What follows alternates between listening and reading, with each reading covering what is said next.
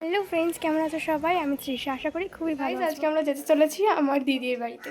So guys, আমার half makeup ডান, এখন আমি করবো হিজাব। আমার মারও শাড়ি পরা ডান, আমার মাকেও কেমন লাগছে সবাই বলবে। গাড়ি ছেড়ে দিয়েছে, এখন আমরা যেতে চলেছি আমার দিদি বাড়িতে। সো ফ্রেন্ডস, বাইরের দৃশ্যটা অনেক সুন্দর লাগছে, দেখো সবাই। আমি এখন চলে এসেছি আমার দিদি বাড়িতে। এটা হলো আমার দিদিদের বাড়ির পাশের মাঠ, দেখো। এখন ট্রেন চলে এসছে, অনেক ঘোরা বেড়ানো হয়েছে, এখন আমরা যাচ্ছি বাড়িতে।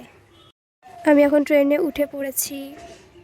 তো গাইজ, আজকের মতো ব্লগটা শেষ করলাম, দেখা হচ্ছে নেক্সট ব্লগে। টাটা। ওয়েট, তোমাদের তো একটা জিনিস দেখানোই হয়। এটা হলো আমাদের বাড়ির ছাদ, দেখো কত সুন্দর লাগছে।